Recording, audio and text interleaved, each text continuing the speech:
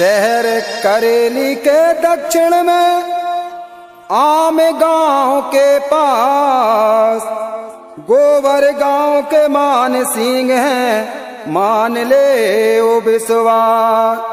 NBR में हुई recording संगीत दिनेश खड़तिया। गोबर गांव के रहने वाले मान सिंह है रसिया। हाँ सज्जनों, आपके सामने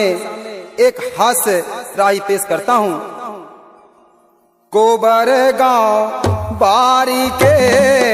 बोले रसीले रसीले, गोबर गांव बारी के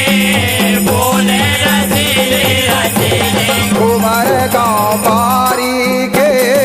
बोले रसीले रसीले, गोबर गांव बारी के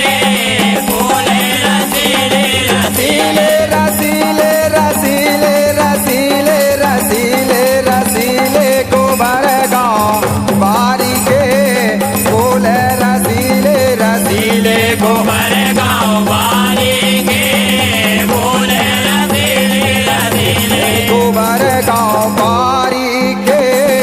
बोले रसीले रसीले। गोबर गांव बारी के बोले रसीले रसीले। भैया देखो तो सारा श्रृंगार रस बरस रहा है। 16 श्रृंगार आपको 16 श्रृंगार देखने सुनवे मिला भैया। आंखों में गजरा और आंखों में गजरा और बालों में गजरा, आँखों में गजरा और बालों में गजरा, होठों पे लाली और कानों में बाली, होठों में लाली और कानों में बाली, माथे पे मेहंदी और हाथों में मेहंदी, माथे पे मेहंदी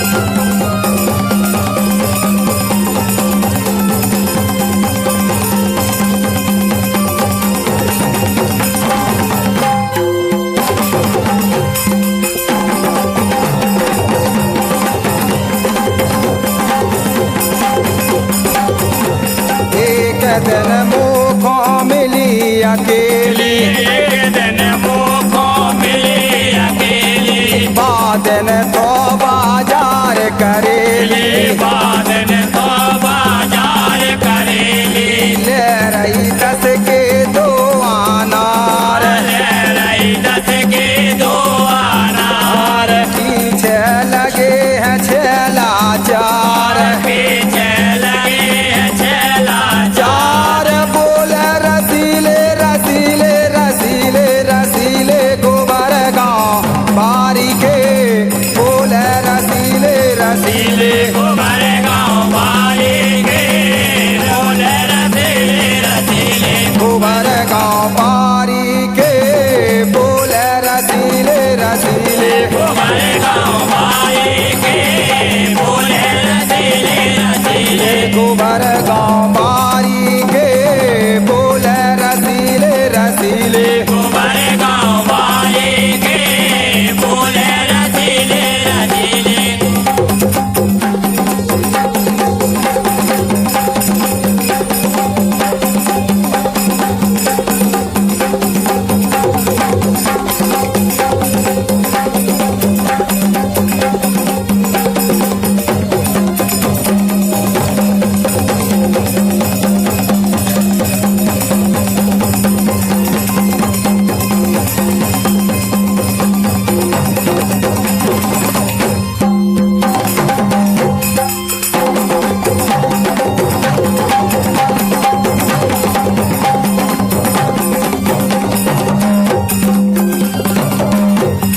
नरसिंहपुर में मिल गई गोरी, नरसिंहपुर में मिल गई गोरी, सौदा ले रही चोरा चोरी, सौदा ले रही चोरा चोरी, घर लई है अब घर की गैल, डर लई है अब घर की गैल, गा रहे हैं मान सिंह पटेल, गा रहे हैं मांगे पटेल, बोल रसीले रसीले रसीले रसीले गोबर गाँव बारी के,